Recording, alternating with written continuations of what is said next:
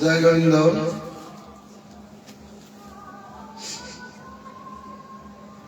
রাধে শ্যাম।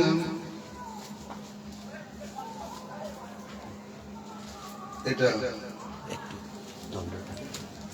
শ্রী গোবিন্দ গোপীনাথ মদন মোহন কি জয়।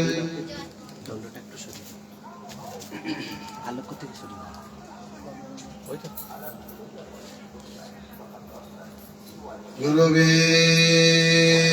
গৌরচন্দ্র রাধিকা তদলয়ে কৃষ্ণায় কৃষ্ণ ভক্তায় তদ্ভক্তায় নমো নমঃ। নারায়ণং নমস্কৃত্যং নরং চৈব নরোত্তমং দেবীং সরস্বতীং ব্যাসং ততো জয়মুদীরয়েৎ। শ্রীকৃষ্ণ ব্রহ্মনারদম ব্যাসসূতসুখানিং ভাগবত গুরুন বন্দে ভগবতত্ত্বচিন্তয়ে। স্বয়ম্ভু নারদ শম্ভু কুমার মনুকাতমান প্রহ্লাদ জনক ভীষ্ম বলি যমৎসুকান নমঃ। শ্রীধর চিত্রনাথনম সজীব বিশ্বনাথকন মা ভাগবতং বন্দে ভগবতত্তদজকং। শ্রীমদ্ভাগবতং বন্দে শ্রীকৃষ্ণং নাথ বিগ্রহং যদিবাশ্রয়মত্রেণ ফলতি প্রেম পাদপম।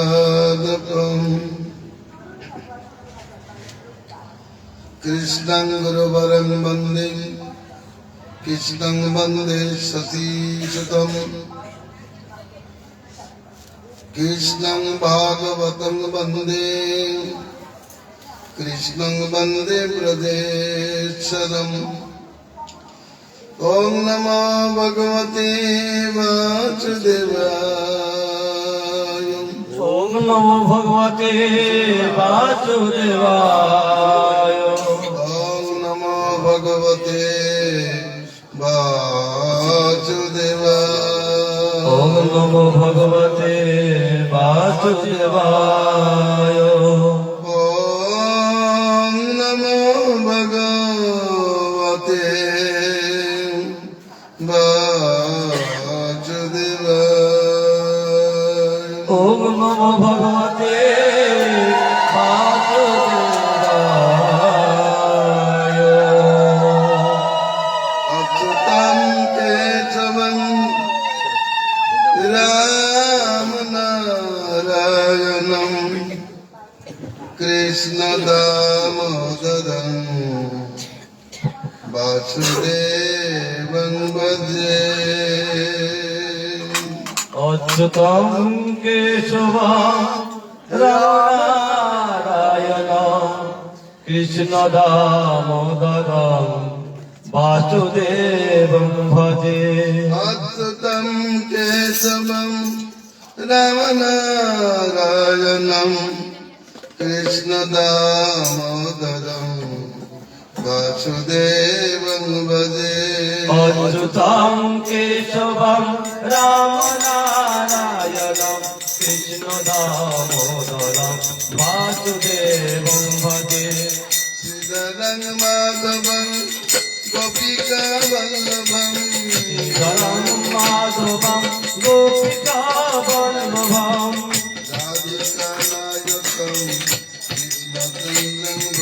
राधिकानायकं कृष्णचन्द्रं भजे राधिकानायकं कृष्णचन्द्रं भजे राधिकानायकं कृष्णचन्द्रं भजे राधिकानायकं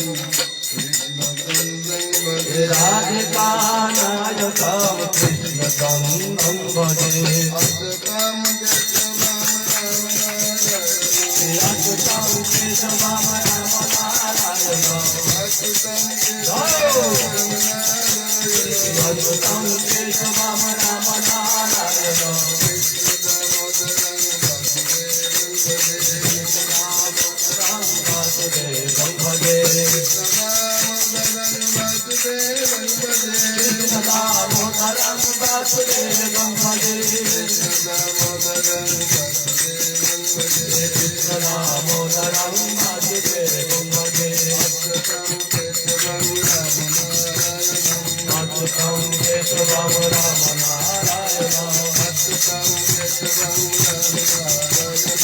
अच्युतं केशवं रामनारायणं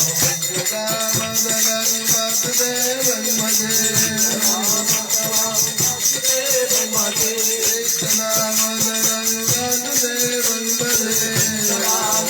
कृष्णदामोदरं वासुदेवं भजे कृष्णदामोदरं वासुदेवं भजे अच्युतं केशवं रामनारायणं अच्युतं केशवं रामनारायणं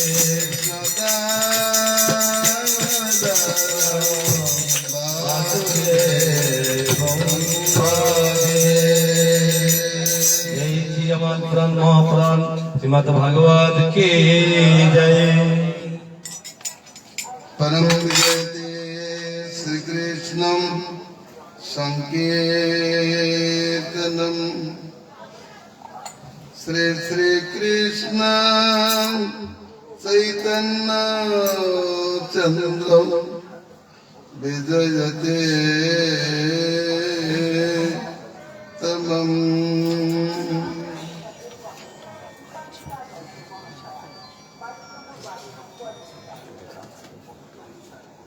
अवस्थित भक्त मंडली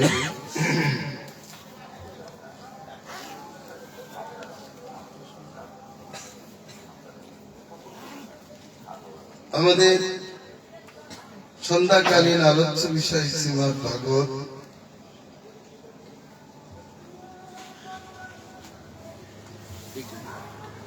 আমাদের কর্তব্য কি? ভাগবতে প্রশ্ন হয়েছে কর্তব্য কি? তাহলে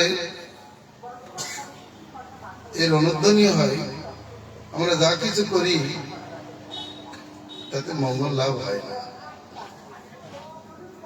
মঙ্গল লাভ যদি হতো তাহলে আবার মঙ্গলের প্রশ্ন তো হতেই পারে না। আমাদের কর্তব্য জ্ঞান যদি থাকে তাহলে ভাগবতে আবার কর্তব্য প্রশ্ন কেন? মহারাজ পরীক্ষিত তিনি প্রশ্ন করেছেন, সাধারণ জীব নহেন তিনি, পৃথিবীর একছত্র সম্রাট, যার প্রতাপে ধর্ম চতুষ্পাদ হয়েছে। একমাত্র এই জগতে একজনই আছেন যিনি কলিকে দমন করতে পারেন। এত শক্তিমান, এত প্রভাব প্রতিপত্তিশীল যে কলির রাজত্বে কলিকে তিনি দণ্ডিত করে রেখেছেন।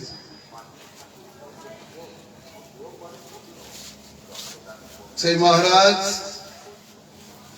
মৃগয়ায় এক মুনির চরণে অপরাধ করে অভিশপ্ত হয়েছেন।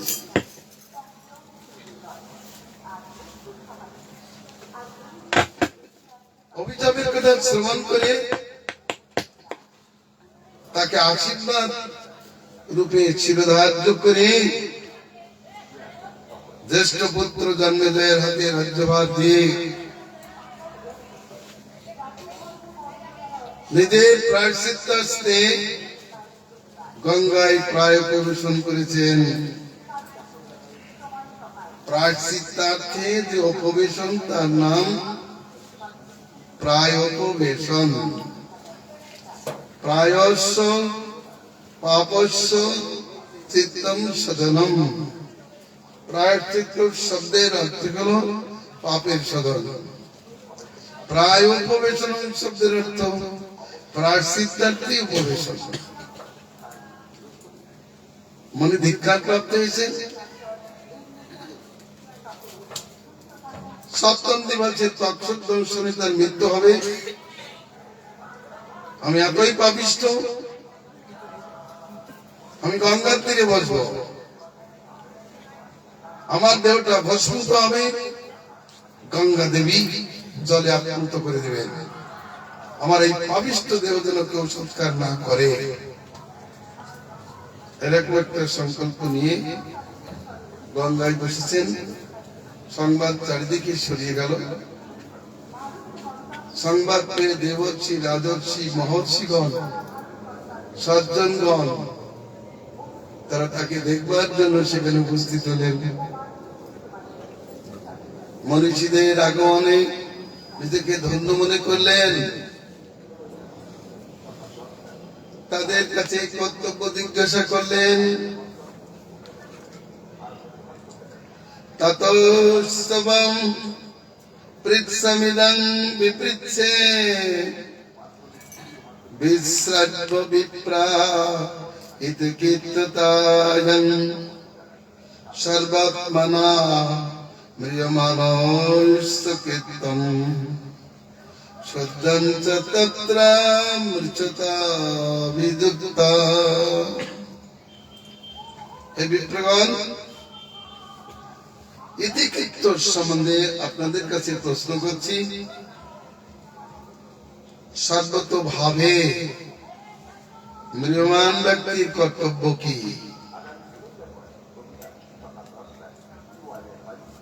যার মৃত্যু নির্ধারিত হয়ে আছে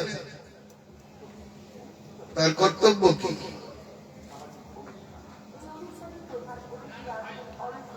ঋষিগণ নানা প্রকার মতবাদ প্রকাশ করতে লাগলেন।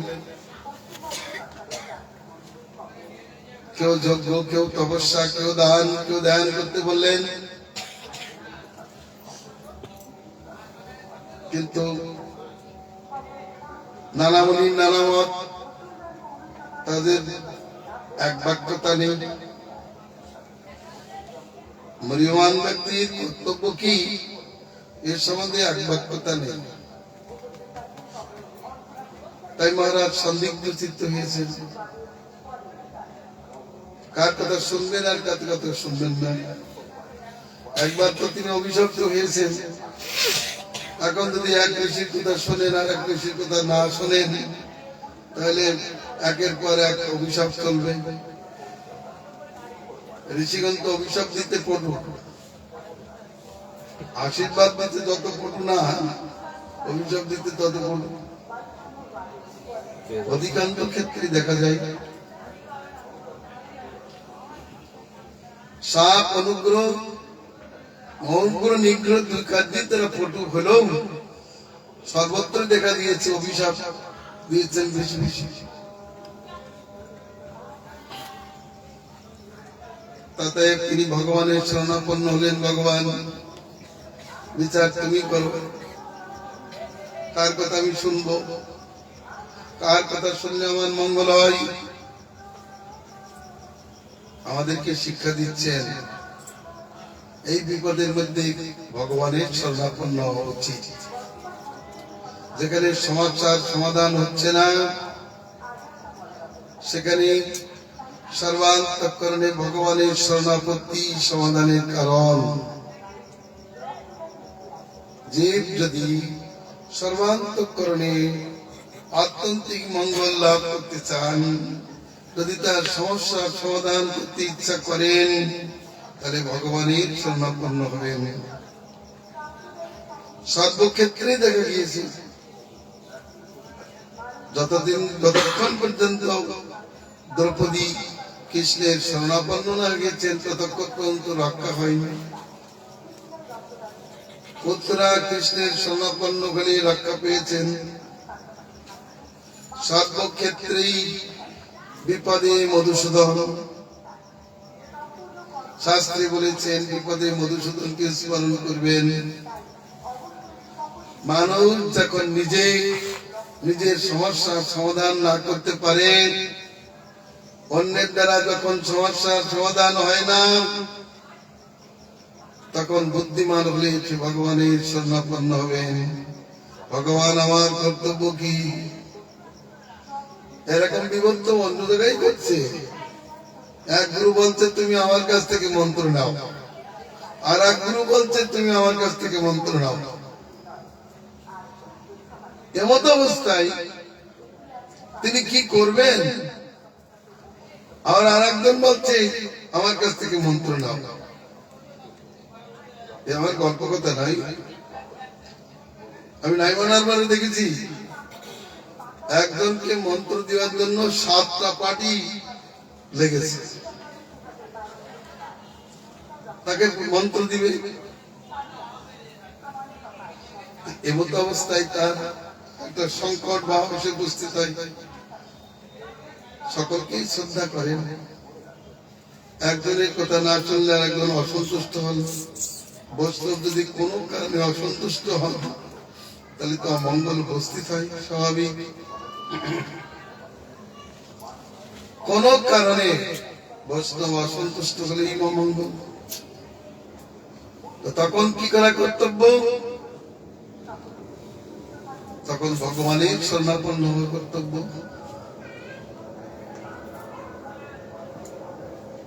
সরজাতি মহারাজের কন্যা সুকন্যা, তার প্রতি বৃদ্ধ চবন ঋষি অশ্বিনী কুমারদের কাছে তার যৌবনদানের কথা বললেন। অশ্বিনী কুমার দয় আর তার চবন ঋষি দুইজন অমৃত কবে ডুব দিয়ে উঠতেই তিনজনই দেখতে একরকম। সুকন্যাকে বললেন তোমার পতিকে বেছে নাও। সুকন্যা ছিলেন বুদ্ধিমতী, তিনি বললেন যিনি আমার পতি তিনি আমার পরিচয় দান করুন, আমাকে পরিচয় দান করুন। বেঁচে গেল। যদি নিজেই গ্রহণ করতো তাহলে হয়তো অশ্বিনী কুমারকেই গ্রহণ করতো, বলে যেত। তাহলে বুদ্ধিমত্তার পরিচয় দিতে হবে। যে বিপদে কি করা কর্তব্য? আমার 7 দিন সময় আছে। এটা পরীক্ষিত মহারাজের মাত্র নয়, আমাদেরও 7 দিন সময় আছে। মরতে তো ওই 7 দিনের মধ্যেই হবে। রবিবার থেকে শনিবার পর্যন্ত 7 দিন।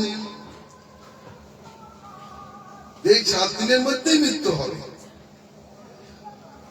8 দিনের দিন না, 7 দিনের দিনই মৃত্যু। এই 7 দিনের মধ্যে মৃত্যুর ব্যবস্থা আছে। কিন্তু বিপদের সংকটে পড়ে তো মরা উচিত হবে না। তাই তিনি ভগবানের শরণাপন্ন হলেন।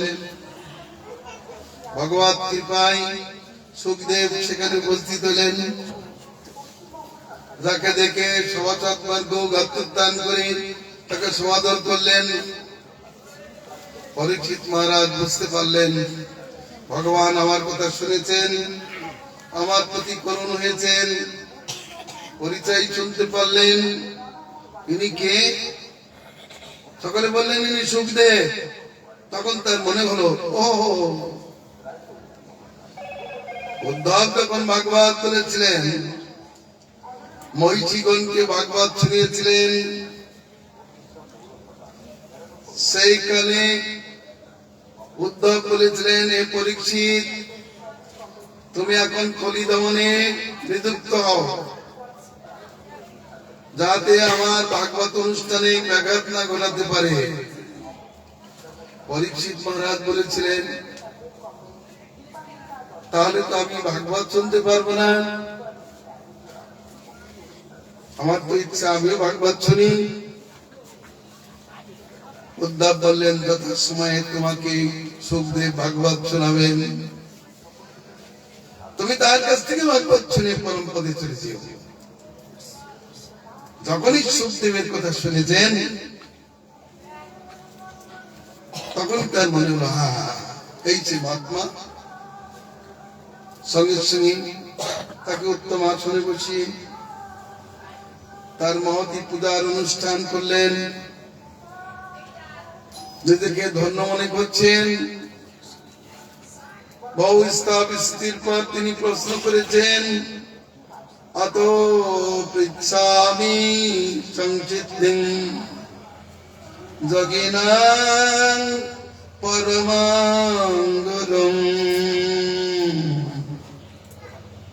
পুরুষস্য যৎ কার্যং ম্রিয়মাণস্য সর্বথা।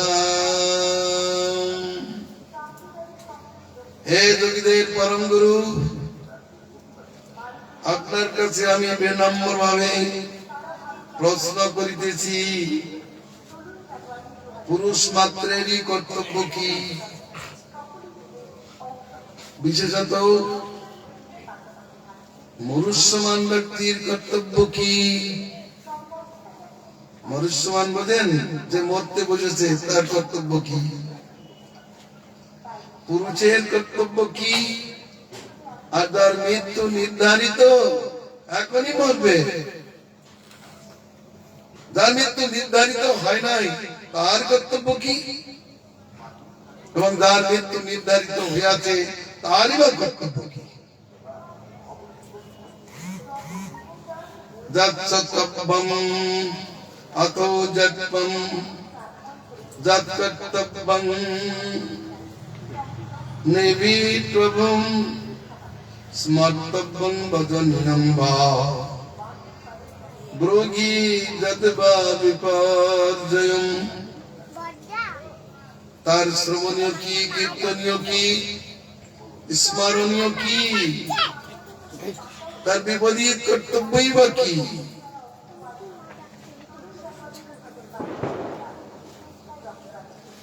আপনি বেশিক্ষণ গৃহস্থদের গৃহে থাকেন না, কেবল গোধন কাল মাত্র গৃহস্থের গৃহে অবস্থান করেন। আমার প্রশ্নের সদুত্তর দিয়ে যান।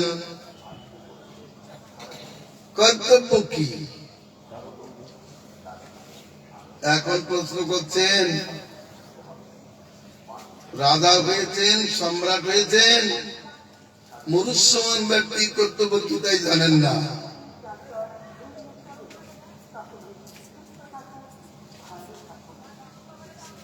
মানুষ কত কর্তব্য জ্ঞান যুক্ত, কিন্তু তার মৃত্যু থেকে মুক্তি কি উপায় সেটা জানে না।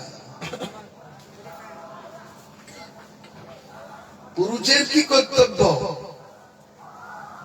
সকলেই এক বাক্য উত্তর দেবে। জন্ম হলে, বয়স হলে পড়াশোনা করবে, যৌবনকালে বিবাহ করবে, কর্ম করবে, পুত্র কন্যা উৎপাদন করবে, এই সমস্ত জীবের কর্তব্য। একটু বয়স করে, একটু চাকরি পেলেই সঙ্গে সঙ্গে বিবাহ ব্যবস্থা, এটা তার কর্তব্য। আর বিবাহ হলেই পুত্র সন্তান উৎপত্তি কর্তব্য, তাদের লালন পালনই কর্তব্য। তারপরে নাতি নাতনি, তাদেরও পালন হলো কর্তব্য। বাবু বলছেন, আমি রিটায়ার করলাম, কিন্তু আমার বৌমা আমাকে চাকরি দিয়েছে। কি, এই বাচ্চা দুটোকে প্রত্যেকদিন স্কুলে নিয়ে যাবেন আর নিয়ে আসবেন। কি অবস্থা! আমি চাকরি ছেড়ে দিলাম, রিটায়ার হয়ে গেল আমার দিকে, আর বৌমার কাছে আবার চাকরি করতে হয়। কর্তব্য তার একের পর এক চলছে, কিন্তু এইগুলো কি কর্তব্য? এগুলো আগন্তুক কর্তব্য। যেটা নিত্য কর্তব্য সে সম্বন্ধে প্রশ্ন হচ্ছে। পুরুষস্য যৎ কার্যম। পরীক্ষিত মহারাজ জানেন না, তিনি রাজপদে বসেছেন, মানুষের কর্তব্য কি জগৎজিৎকে শিক্ষা দিচ্ছে, মানুষ জানে না। চুল পেকে তালতলায় চলে যাচ্ছে, তার যে কি কর্তব্য কি ধর্ম এটা জানেই না, কেবল লোক দেখা দেখি ধর্ম কর্ম করে আর খেয়ে পরে নরকে চলে যায়। এটা কি কাজ? এই জন্য কি জীবন? এই মনুষ্য জীবনটা কি জন্য? পশুর মতো ভোগ করবার জন্য না, সংসার পেশা থেকে মুক্ত হওয়ার জন্য। কর্তব্য জ্ঞান নেই, কি করেছেন এত কাজ? লোকে তো হিসাব দিচ্ছে, আমি এমএলএ হয়েছি, আমি মিনিস্টার হয়েছি, আমি প্রজা পালন করেছি, সকলকে দেখি, আমি দান চত্বর করেছি, আমি স্কুল কলেজ করেছি, রাস্তাঘাট করেছি, বলে তার হিসাব দিচ্ছে। এই হিসাব দিলে কি কাজ হবে? একজন যুবক তার স্ত্রীকে মোটর সাইকেলে বসে যাচ্ছে, আরটিও তাকে ধরেছে, লাইসেন্স দাও। সে তার অফিসের যত ফাইল সব একে একে দেখাচ্ছে। আরটিও সাহেব বলছেন, আমি বলছি গাড়ির লাইসেন্সটা কোথায়? হ্যাঁ বাবু, সেটা তো বাড়িতে রেখে এসেছি। বাহ, যাকে সঙ্গে রাখতে হয় তাকে সঙ্গে রাখলি, যাকে সঙ্গে রাখতে হয় না তাকে সঙ্গে নিয়ে এসছো। আর এই অফিসের ফাইল আমাকে দেখাচ্ছ, মূর্খ, টান মারে ফেলে দিল। এই তো পরিস্থিতি। সব ফাইল ঘুরছে, আমি এমন করেছি, অমুক করেছি, তমুক করেছি। যমরাজ বলছে, তুমি কি বিষ্ণু কীর্ত কি করেছো? তোমার কোনটি কর্তব্য সে কাজ তুমি করেছো কি?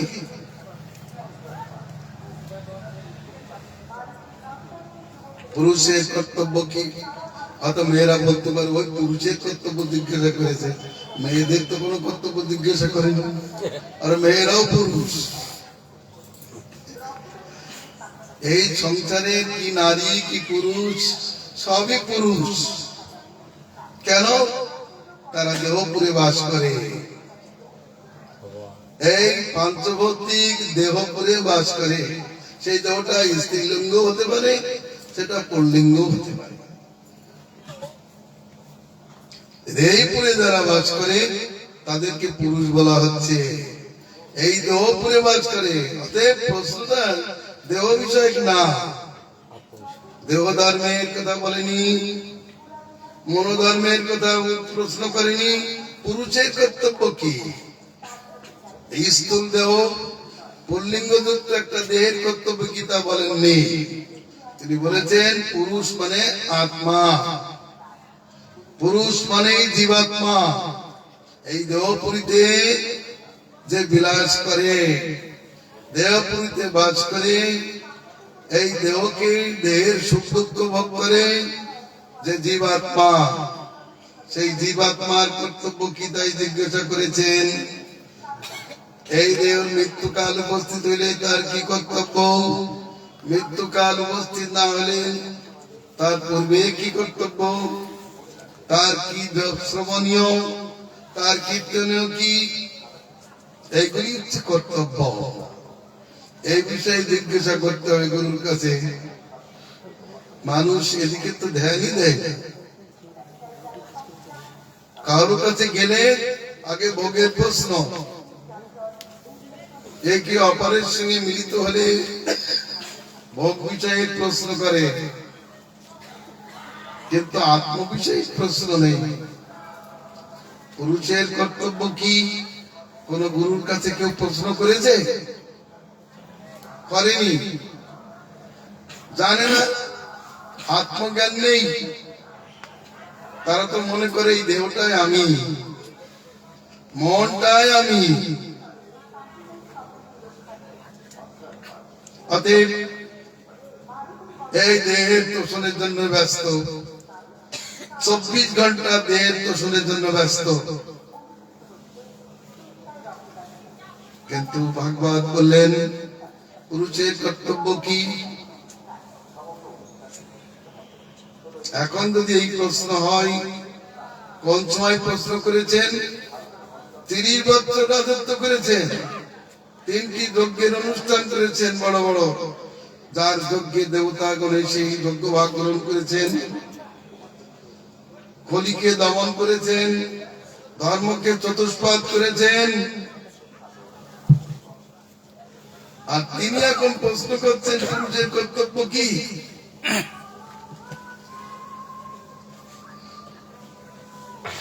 এটা আশ্চর্য বিষয়।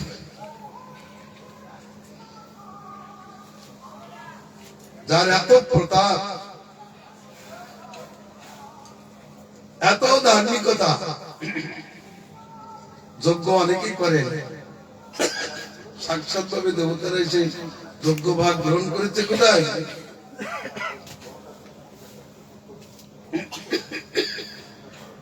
কিন্তু ইনার যজ্ঞে এসে যজ্ঞ ভাগ গ্রহণ করেছেন। এত বড় প্রতাপী, যিনি ধর্মকে চতুষ্পাদ করতে পারেন, যার রাজত্ব তাকেই পর্যন্ত দণ্ডিত করতে পারেন, আবার তিনি প্রশ্ন করছেন আমার কর্তব্য কি, পুরুষের কর্তব্য কি? এটা মনে রাখতে হবে। এই প্রশ্ন শুধু মহারাজের প্রশ্ন না, এই সংসারে সবই অভিশপ্ত। আমি আপনি সকলেই অভিশপ্ত, কোন না কোন কারণে আমরা অভিশপ্ত ক্রমে এখানে এসেছি, আবার এখান থেকে কোনো কারণ নিয়ে চলে যাব। কিন্তু তার আগে কোথায় যেতে হবে তার সমাধান করে যাওয়া উচিত। যাদের গন্তব্য নির্ণয় নেই, তারা নিশ্চয়ের মতো ঘুরতে থাকে, ভূতাকাশে ঘুরবে। যাদের কোনো গতি নাই, নির্ধারিত গতি নাই, তারা তো ভূতাকাশে ঘুরে, ভূত হয়ে ঘুরে থাকে। এই প্রশ্ন করেছেন সুখদেব, এর উত্তর দান করেছেন। মুনি ঋষিগণ সেখানে ছিলেন বলে আমাদের কাছে জিজ্ঞাসা করলেন, আমার অন্যের কাছে জিজ্ঞাসা করলেন। তাদের মনে একটু ক্ষোভ হওয়ার কথা, হওয়ারই কথা। আমার কাছে জিজ্ঞাসা করলো, আমার অন্যের কাছে জিজ্ঞাসা করলো, দেখি কি বলে।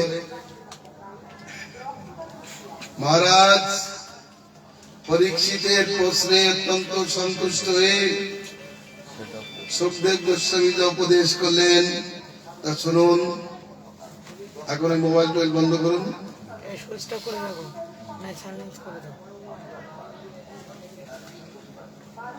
শ্রী সুকুমাচ বলিয়ানে তে প্রশ্ন কৃত লোক গীতং নিপম আত্মবিদ সম্মত পুংসাম শতবাদিষু পর।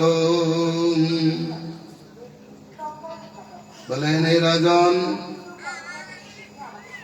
আপনার এই প্রশ্ন উত্তম, লোকহিতকর, আত্মবিদদের সম্মত। 3টে কথা বলেছেন। আপনার এই প্রশ্ন উত্তম প্রশ্ন, এটা লোকহিতকর এবং যারা আত্মবিদ তাদের সম্মত বিষয়। আত্মবিজ্ঞান এইরূপই প্রশ্ন করিয়া থাকেন। শতবাদী সুজাপর, শতব্য বলে যত কিছু আছে তার মধ্যে শ্রেষ্ঠ? এই প্রশ্নটা সর্বোত্তম। কিন্তু মহারাজ, একটা অপ্রিয় সত্য কথা বলছি, যাদের দিনগুলো নানা কাজে কেটে যায় আর নিদ্রাগুলি ভোগ আর রাত্রগুলি নিদ্রা এবং ইন্দ্রিয় তর্পণে কাটে, তাদের হাজার হাজার শ্রবণীয় কীর্তনীয় স্মরণীয় আছে, তাদের অনেক জন্মার আছে। বলে মহারাজ কেন হাজার হাজার জন্মার কেন? বলে তারা তো কিছুই জানে না। যারা কুটুম্ব ভরণে দিন কাটাচ্ছে, অর্থ উপার্জনের জন্য ছুটছে, আর রাত্রগুলি নিদ্রা অথবা ইন্দ্রিয় তর্পণে কাটাচ্ছে, তাদের অনেক শ্রবণীয় আছে, তাদের অনেক কর্তব্য আছে, তারা দেখছে না তারা কোথায় আছে। এই সংসার একটা যুদ্ধক্ষেত্র। দেহাপত্য কলত্রাদি চাত্মসন্নে চচচ্ছপিম তেজাং প্রমত্ত নিধনং পশ্যন্নপি ন পশ্যতি। ভালো করছেন তবে মোবাইল বন্ধ করো। কানে শুধু শোনেন নাকি আপনারা?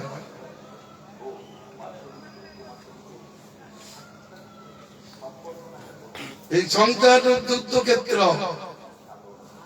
এখানে স্ত্রী পুত্র কলত্র অসৎ বিষয়ের জন্য এরা পরস্পর ঝগড়া করছে, কলহ করছে, অনেকের মৃত্যু হয়ে যাচ্ছে, মৃত্যু দেখেও এরাও যুদ্ধ করে যাচ্ছে বলে আমরা মরবো না, এই বলে তারাও যুদ্ধ করে চলেছে। নিজের মৃত্যু দেখেও দেখছে না, ঘুটে পড়ে গোবর হাসে। লোকে বলে ঘুটে পড়ে গোবর হাসে, সে জানে না দুদিন পর আমাকেও ঘুরতে হবে। তো বলি সংসার ক্ষেত্রে যুদ্ধের নিধন, যুদ্ধক্ষেত্র থেকে ফিরে আসার কথা নেই। ফিরে আসবে কে? কে ফিরে আসতে পারে? অভয় যে লাভ করতে চাইছে ফিরতে পারে। চারিদিকে মৃত্যুর বিভীষিকা দেখে যে অভয় লাভ করতে চাই, তাহলে তার পক্ষে মহারাজ একটাই উপদেশ, তস্মাৎ ভারত সর্বাত্মাম ভগবান ঈশ্বর হরি সতব্য কীর্তিতব্যস্য দয় বুদ্ধস্য নিত্যদাম। অথবা সতব্য কীর্তিতব্যস্য স্মর্তব্য উচ্ছেচ্ছতা ভয়ম। যদি কেউ অবহেলা করতে চান তাহলে তার পক্ষে সর্বাত্মা জগদীশ্বর ষড়ৈশ্বর্যশালী শ্রীহরি একমাত্র শ্রবণীয় কীর্তনীয় স্মরণীয়, এটাই ধর্ম। মনুষ্যমান ব্যক্তির ধর্ম শুধুমাত্র নয়, যে বেঁচে আছে তারই ধর্ম।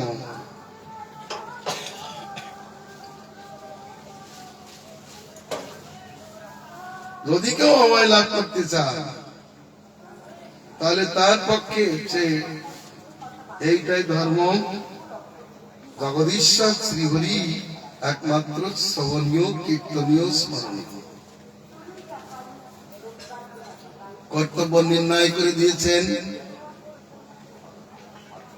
এর অতিরিক্ত কর্তব্য নাই। এত নির্বিদ্যমান। যদি কেউ বলেন আমি সংসার ভোগে বিরক্ত হয়েছি,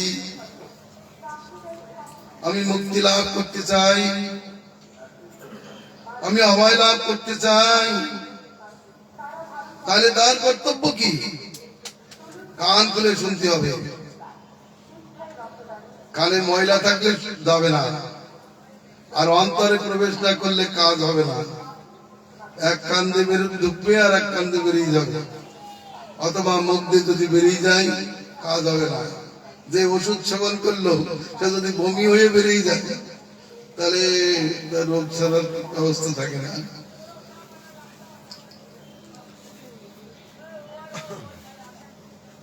অতএব বললেন শুনতে হবে নিশ্চিন্ত মনে। যে অবহেলা করতে চায়, ভোগের যেন নির্ভেদ প্রাপ্ত হয়েছে। কারণ ভোগ করতে যে শুধু দুঃখ দুঃখ দুঃখ, রোগে শোকে ভোগছে। ভোগ করতে যে রোগে ভোগছে, অত্যন্ত ইন্দ্রিয় তর্পণ করতে যে রোগে ভুগছে, অথবা খেয়ে এমন রোগ জন্মে গেছে এখন আর বলতে মরাই ভালো। তাই ভোগ করে রোগগ্রস্ত হয়েছে যারা, ভোগের নির্ভেদ প্রাপ্ত হয়েছে, ভোগে শান্তি নাই জানতে পেরেছে, যারা অভয় লাভ করতে চান তার পক্ষে কি কর্তব্য? এত নির্বিদ্যমানানাম, ব্যাস আনন্দ, ভোগে কোনো আনন্দ নেই। এই বলে নির্ভেদ প্রাপ্ত হয়েছে। ইচ্ছতামা কুত ভয়ম, যে অভয় লাভ করতে চান, যোগিনাম নিপনির্ণিতং হরে নামানুকীর্তনম।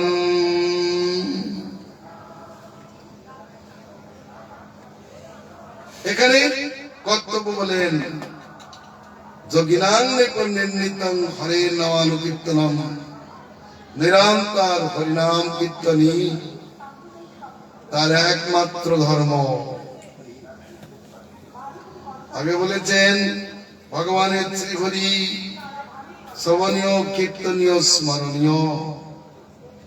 পরবর্তীকালেও বলেছেন একেন মনুষ্যাম ভগবান সত্যতাঙ্গতি, একান্ত মনে সত্যতপতি শ্রীহরি শ্রবণ কীর্তন স্মরণীয়। শুনতে হবে ভগবানের কথা, গাইতে হবে ভগবানের কথা, গুণগান কর্তব্য। এটাই বলেছেন যদি স্মরণ করতে হয় তো হরিকে স্মরণ করো। হরি স্মরণ সর্ববিপদ বিমোচনম, হরি স্মরণের সকল প্রকার কল্যাণ লাভ হয়। আর হরিকে স্মরণ না করে কোন বিষয়কে স্মরণ করলে বিপদ বিপদ বিপদ। যদি অন্যের কি শ্রবণ করা হয়, অন্যের কথা শ্রবণ করে মঙ্গল তো হবেই না, তারা তো মঙ্গল দিতে পারে না। ও ৩৩ কোটি দেবতার চরিত্র শ্রবণ করলে মঙ্গল হবে না। এই জগতের কোন নরনারীর চরিত্র শ্রবণ করলেও মঙ্গল হবে না। এরা মঙ্গলে নাই, এরা মঙ্গল দিতে পারে না। মঙ্গল যেখানে সেখানে থাকে না, মঙ্গল একমাত্র ভগবানেই থাকে। মঙ্গলং ভগবান বিষ্ণু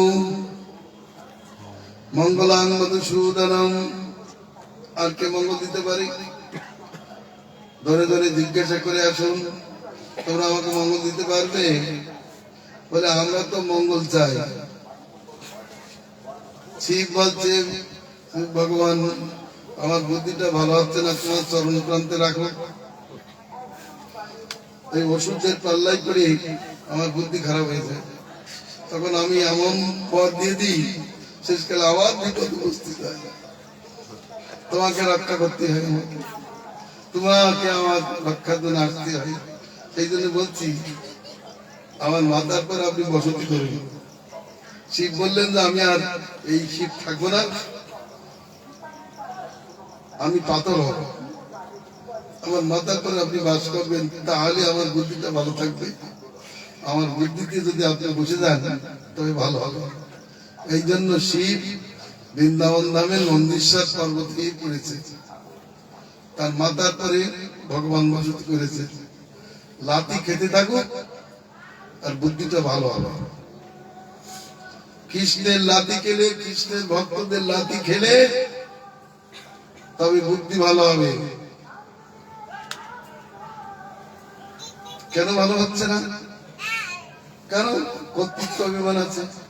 আমি জগদীশ্বরের বরদাতা, বর দিতে যে বিপদ সে বিষয়ে আর চিন্তা থাকে না। সে দিয়েছে, দিয়ে দিল, যা হয় হয়। পরিণাম কি আছে চিন্তা করলে পারবে না। না দিলেও বিপদ, না দিলে বলবে শিব বরদান করতে জানে না, অতএব শিবের কেউ করো না, সে একটা বদনামের বিষয়। দিলেও বিপদ। এই জন্য বললেন আপনার চরণে রাখুন, আমি আর অন্য কোনো জায়গায় থাকবো না।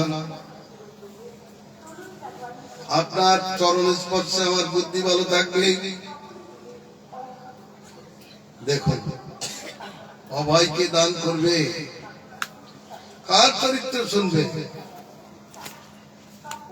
যার কথা শ্রবণে পূর্ণ হয় সেই কৃষ্ণ হৃদয়ে বসিয়া নাচে ভয়। আপন্ন সংসিদিঙ্গরাং জন্নাম বিভাষকেরং তত সদ্য বিমুচ্যেত যদ বিভেদি স্বয়ং ভয়ম। হে ঘোর সংসারে পড়ি কৃষ্ণ নাম লয়, সদ্য মুক্ত হয় আর ভয় পাই ভয়। জ্ঞান হলো অকুত ভয়, কোথার থেকে আর ভয় থাকবে না। তাহলে ক্রোধ কাকে আশ্রয় করতে হবে? যদি নির্ভেদ হয়ে থাকে, যদি অভয় লাভের ইচ্ছা হয়, তাহলে তার পক্ষে কৃষ্ণ নাম একমাত্র কীর্তনীয়। অতএব চৈতন্যদেব ভাগবত সিদ্ধান্তকে নিজের বাক্যে প্রকাশ করলেন, কীর্তনীয় সদা হরি। সর্বদা শ্রীহরি কীর্তনীয়, এতে আছে মঙ্গল। হরি একমাত্র অভয় দান করতে পারেন। হরি শব্দের অর্থ মহাপ্রভু করেছেন, যিনি জীবের সকল প্রকার পাপ তাপ দারিদ্র দুঃখ নাশ করেন, হরণ করেন, প্রেম দিয়ে মনকে হরণ করেন, চার প্রকারের জৈছে তৈছে পাপ নষ্ট করে দেন, কৃষ্ণ ভক্তির বাদক যত ধর্ম কর্ম সব হরণ করে দেন, কৃষ্ণ পদে প্রেম উদয় করান, তিনি হলেন হরি। হরিনামের এই অর্থ। সেই হরিনামই একমাত্র কীর্তনীয়, হরির কথাই কীর্তনীয়, হরির চরিত্রই আলোচনীয়। এই অভয় লাভের একমাত্র উপায়। এই কাজটা সকলের কর্তব্য, কম্পালসারি কর্তব্য। যার মৃত্যু নির্ধারিত হয়নি তার, যার মৃত্যু নির্ধারিত হয়েছে তার, যে মরে গেছে তার জন্য, তার উদ্ধারের জন্য এ হরি কীর্তন করতে হবে। মরে গেলে তার উদ্ধার হবে কিনা সেই জন্য হরিনাম করতে করতে তাকে পোড়াতে যায়। আবার মহাদেব ওই শ্মশানে থাকে, ও তো হরিনাম করেনি, মরে গেল, আমার কাছে এসেছে, ওকে তো এখনই পুড়িয়ে দেবে। ওর যাতে কল্যাণ হয় তার জন্য তার কানে মহাদেব হরিনাম দেন, তারক ব্রহ্ম নাম দেন। এই জন্য শিব ওই শ্মশানে থাকে। কারণ শ্মশানে তো মরা যাচ্ছে, হসপিটালে যেমন লোক 24 ঘন্টা চলতে থাকে, তেমনি শ্মশান ঘাটের মানুষ চলে, তো মহাদেব ওখানেই থাকেন। বলেন তুমি তো মরে গেলে তো ওর মঙ্গল হবে কিসে? মঙ্গল তো হরিনামে হবে। আমি কি বলেছি? যার মৃত্যু নির্ধারিত হয় নাই তার কর্তব্য হরিনাম, যার মৃত্যু নির্ধারিত হয়েছে তার কর্তব্য হরিনাম, যে মরে গেছে তার সম্বন্ধেও কর্তব্য হরিনাম। হরিনাম প্রভু কি? তার শ্রাদ্ধ করতে গেলে হরিনাম ছাড়া তার শ্রাদ্ধ হবে না।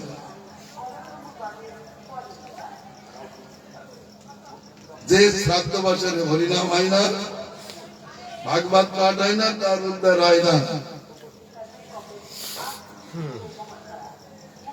ভাগবত কীর্তন হয়নি বলেই তার উদ্ধার হয়নি। গয়ায় পিণ্ড দিলে কি হবে? গয়ায় পিণ্ড দিলে কি হবে? যদি হতো তাহলে ধুন্ধুকারী আর ভূত হয়ে গোকর্ণকে ভয় দেখাতো না।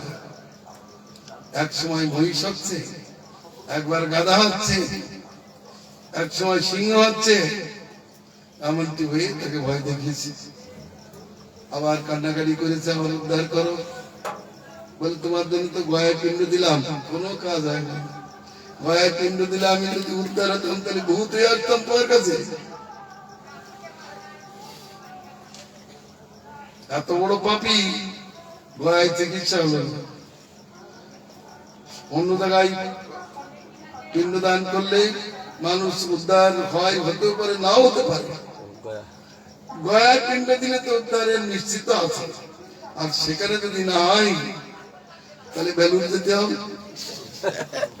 পিজিতে যদি চিকিৎসা না হয়, অথবা আমেরিকায় যেতে হবে। তেমনি এদের তো উদ্ধার হয়নি। গয়ায় পিণ্ড দিয়ে কিছু হলো না। মানুষ তো তবে গয়ায় পিণ্ড দিয়ে ব্যস্ত।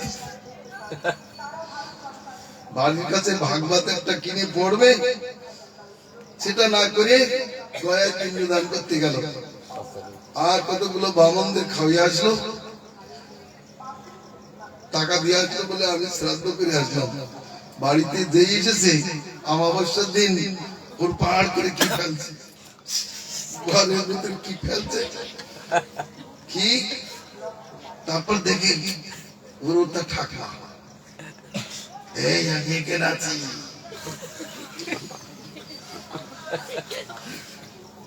ও বাবা রে, এই কান্দিস কেন? ঘরের মধ্যে ঠাকমা এসেছে। ওর তো ঠাকমা তো মরে গেছে। মরে যায়নি, আমাকে বললো এই অমাবস্যাতে ক্ষীর লাগবে আমার, খুব দেখ বললি পিন্ডি দিয়ে আসলাম, কিছু হয়নি, টাকা জলে কিচ্ছু হয়নি।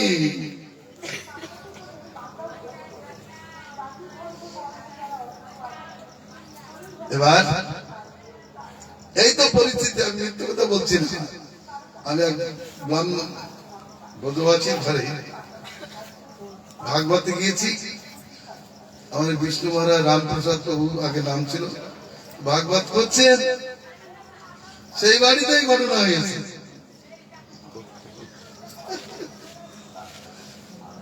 লোকে মনে করে যে ব্রজে মরলে উদ্ধার হবে, ব্রজে মরেছে ব্রজবাসী, তাই ভূত হয়ে ঘুরে বেড়াচ্ছে।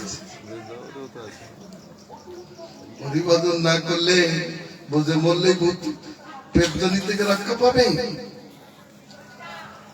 আবার তাকে তার জন্য ভাগবত দিতে হলো। তো দেখলো যে গয়ায় পিণ্ড দিয়ে হবে না। গিয়েছিল গয়ায়, পিণ্ড দিয়েছিল, কিন্তু উদ্ধার হয়নি। ভাগবত করে তবে শান্তি লাভ হয়েছে। এর দ্বারা কি বলছেন, কি বুঝাচ্ছেন? সর্বপ্রথমে ওইরকম পিণ্ডি না দিয়ে নিজস্বই পিণ্ডি দান করা উচিত। আমার যে পিণ্ডি দেয় তারও পিণ্ডিটা দেওয়া উচিত। সেও একটা ভূত, এক ভূত আর এক ভূতকে ভূতকে কি উদ্ধার করবে বলুন তো? এ হচ্ছে জীবন্ত ভূত, সে হলো মরা ভূত। এই দুই ভূতের পাল্লা পড়েছে, এক ভূত আর এক ভূতকে উদ্ধার করতে চায়। একটা অন্ধ আর একটাকে অন্ধকে বলে তুই বলে আমাকে পথ দেখাচ্ছিস না কেন? ও বলে এই শুধু আমি অন্ধ, তুই তো অন্ধ, তুই আমাকে পথ দেখাতে পারছিস না। দুইজনে ঠেলাঠেলি করতে করতে গর্তের মধ্যে পড়ে কাটা ফুটে মরণ অবস্থা। সব কর্তৃত্ববাদের শেষ। কর্তৃত্ববাদী দুঃখ ভোগ করছে মাত্র। এক ভূত আর এক ভূত কি উদ্ধার করবে? বলেন এই কি ধরনের কথা বললেন? আমরা তো যেমন জীবন্ত, আমরা ভূত হলাম কিছু, মরা হলে তো ভূত হবে। আমার ভাগবত বলেছেন তিন জাতীয় মরা এই সংসারে ভরা, তিন জাতীয় মরা আছে। ভাগবত বলছেন, ভালো করে শুনুন, নেহো যৎকর্ম ধর্মায় না বিরাগায় কল্পতে না তিত্তপাদ সেবায় জীবন নপি মৃত গীষাম। যার কর্মের উদ্দেশ্য ধর্ম নয়, যে কর্ম করে ভোগের জন্য, সে প্রথম মরা। তার শ্বাস থাকতেও সে মরা। আর যে ধর্ম করে ভোগের জন্য, বৈরাগ্যের জন্য নয়, সে দ্বিতীয় মরা। কর্ম করছে ভোগের জন্য, ধর্মের জন্য নয়। আবার ধর্ম করছে ভোগের জন্য, বৈরাগ্যের জন্য নয়। দ্বিতীয় মরা। আর একটা মরা আছে, তিন নম্বর মরাকে, যে বৈরাগ্য করছে কিন্তু হরিভজন করে না। এই সমস্ত মায়াবাদীর দল, যারা ব্রহ্ম অভিমান করে চলেছেন, বৈরাগ্য নিয়েছেন কিন্তু হরিভজন করেন না, তারা তৃতীয় মরা। তা আমি তো মিথ্যা কথা বলিনি তো, এটা জীবন্ত ভূত। তাহলে এই জীবন, এই জাতীয় জীবন্ত ভূত এক পাপী আর এক পাপীকে কি উদ্ধার করবে বলুন তো? তিনটে পাপী এক কুয়ার মধ্যে পড়েছে, তিনজন ব্যক্তি এক কুয়ার মধ্যে পড়েছে। একে অপরকে দোষারোপ করছে, তুই আমাকে তোল। ও বলছে না, তুই আমাকে তোল। এই বলে তারা ঝগড়া করে চলেছে। কথাটা বুঝতে পেরেছেন? এই তিনটে পাপীকে, একটা তো মরে গেছে, আর একটা আছে যে পিণ্ড দিতে যাচ্ছে, সে এক। আর যে ব্রাহ্মণ, ওই পাপী। এরা কে কাকে তুলবে বলুন তো? কে কাকে তুলবে? ব্রাহ্মণ যদি সধর্ম আচরণ না করে, পরিবর্তন না করে, তাহলে মন্ত্র পড়ে ওকে তুলতে পারবে? আপনারাই বিচার করে বলুন। তাই বলা হচ্ছে এই সংসারে আরো মরা আছে। আমাদের ভাগবতে বলেছেন, যাদের এই হাত হরিভজন করে না, পরিষেবা করে না, তাদের হাতটা মরার হাত। তা মরা যে তার হাত। আর ভগবানের চরণের তুলসী আঘ্রাণ করে না যে না চাই, সে জীবন মৃত। পদ্মগুলো শুনবেন। অনেকে বলছেন যে এই মহারাজ নিচ্ছে বানিয়ে বানিয়ে কিছু বলছে। আমি বানিয়ে বলছি না, এই পদগুলি বলছি, শুনুন কি বলছেন।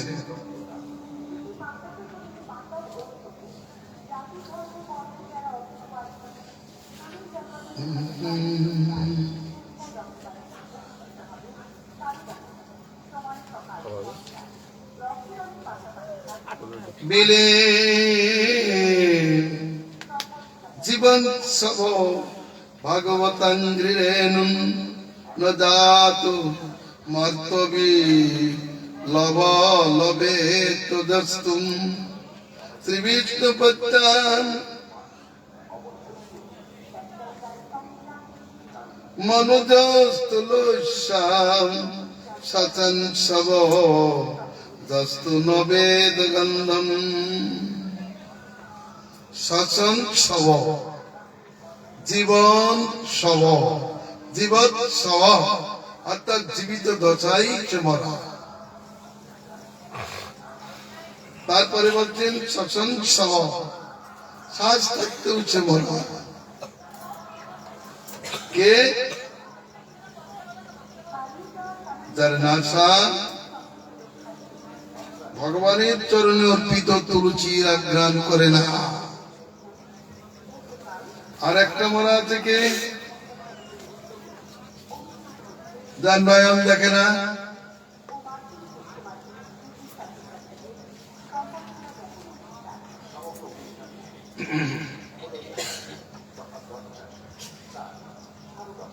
পাদৌ করো সাবৌ করো তো কুরুতং সপর্যং হরের্ল সদকঞ্চন কঙ্কনৌ যার হাত দুটি স্বর্ণ বলয় কঙ্কনাদির দ্বারা ভূষিত, অথচ হরি সেবা করে না। তার দুটো হাতই যেন ভূতের হাত, ভূতের হাত। সাবৌ করো তো সেটি একটু মরার হাত। এত সুন্দর পরিস্থিতি জানাচ্ছেন। কর্তব্য এই তো মরা, অতএব এদের উদ্ধারের জন্য পরিণাম করা দরকার। কারা করবে? এরা তো করবে না, সাধু পুরুষ করবে। মহাদেব যেমন ওই সমস্ত মরার কানে হরিনাম দিয়ে থাকেন, এই সংসারে যারা সত্য সত্য হিতৈষী সাধু তারাই হরি কীর্তন করেন, মরাগরদের অন্তরে জীবন দান করেন, মরাদের জীবন দান করেন, মরাদের নিত্য কল্যাণে স্থাপন করেন। কেউ হয়তো রাগ করে যাচ্ছে, হ্যাঁ ভাগবত পাঠ শুনতেছি শুধু গালাগালি খাবো, আমরা মরা, আমি তো পাখি আছি, আমি চলাচল করি, কিন্তু ভাগবত বলছে তুমি মরা। কারণ তোমার মধ্যে জীবিত ভাব নেই। জীবিতের লক্ষণ কি? যার শ্বাস প্রশ্বাস চলে। জীবিতের লক্ষণ কি? যে দেখে, যে ভগবানকে দেখে না, যে জীবিত তার প্রমাণ আছে কি?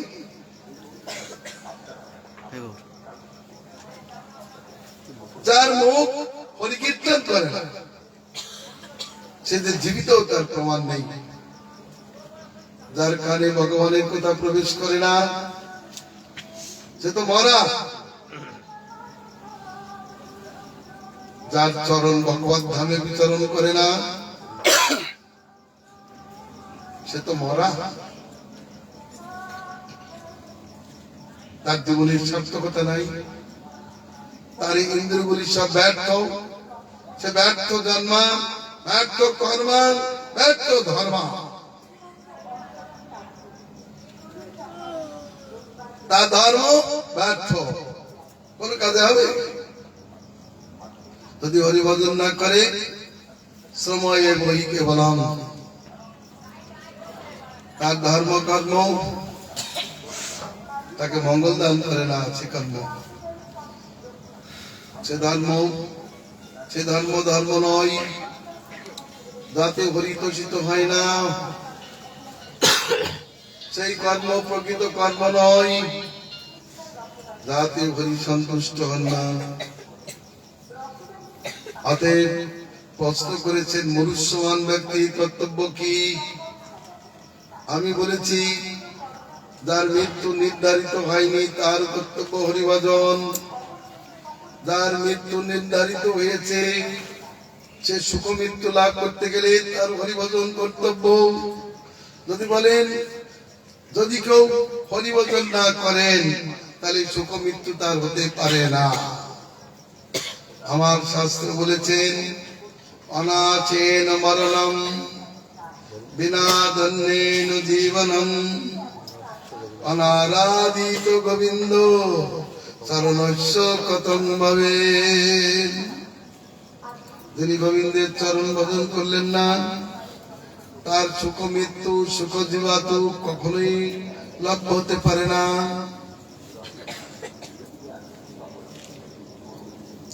অতএব কর্তব্য জ্ঞান নির্ণয় করা উচিত। সর্বপ্রযত্নে সর্বদাই হরি কীর্তনীয়, সর্বদাই ভাগবত শ্রবণীয়।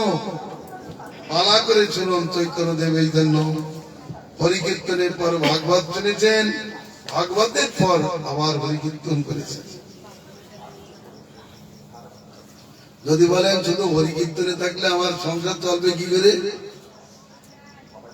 আমার এত বড় সংসার চলবে কি করে? বলে কাজ করো আর হরিনাম করো, যাতে হরিনাম হয়। মুখটা তো বেঁধে রাখলে মানে হাতে কাজ করতে বলেছে, হরিনাম মুখে করো।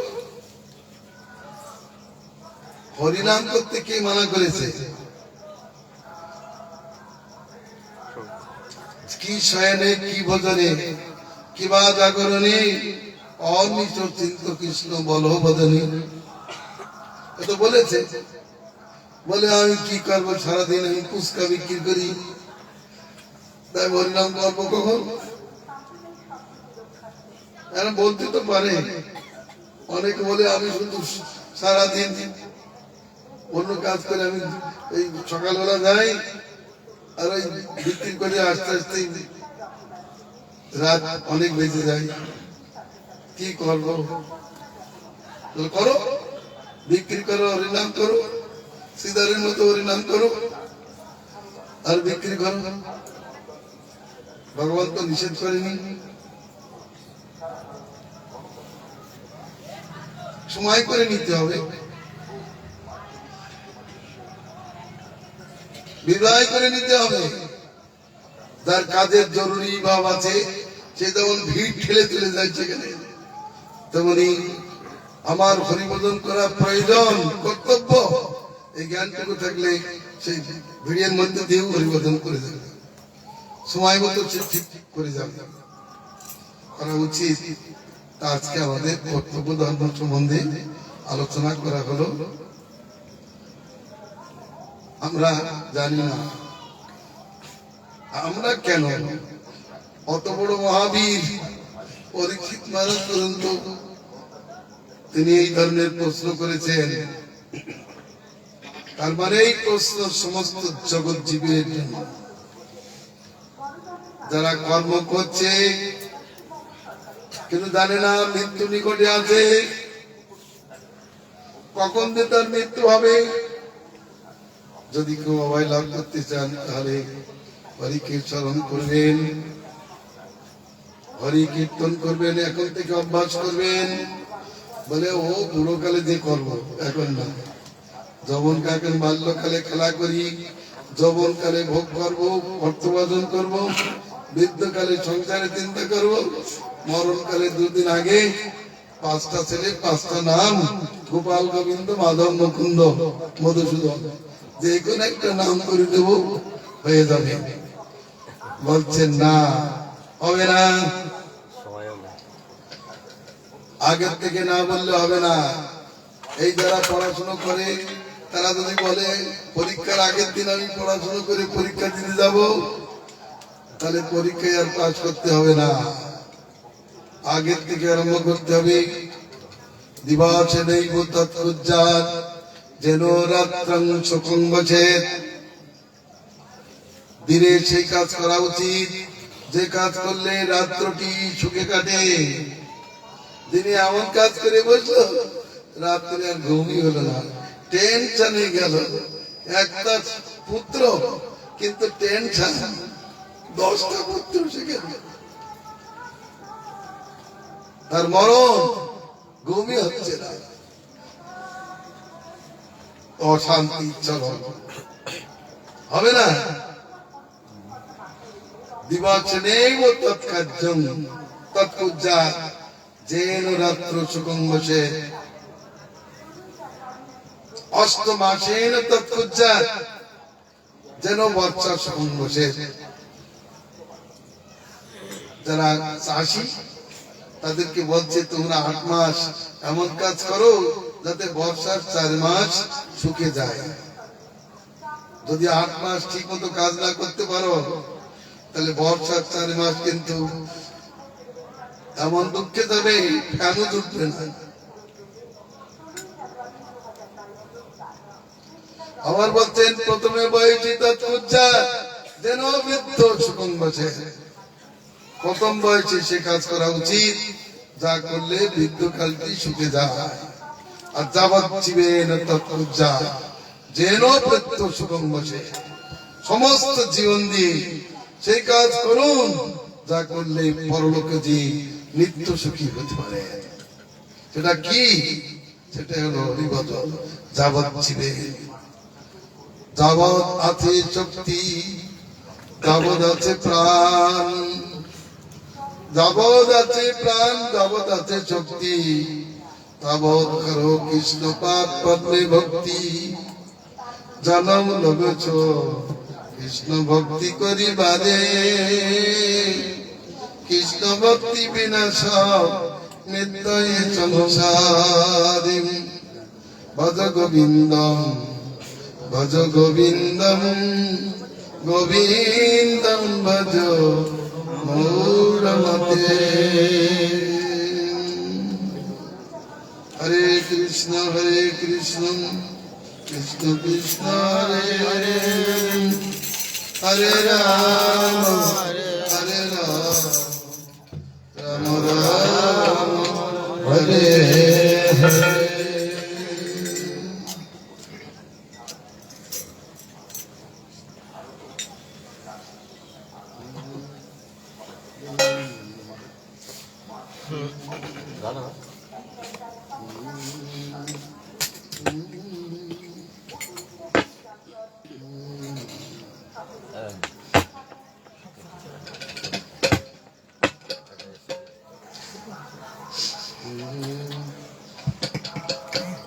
ভজ গুরে মন শ্রীনন্দ নন্দন অভয় চরণর বিন্দ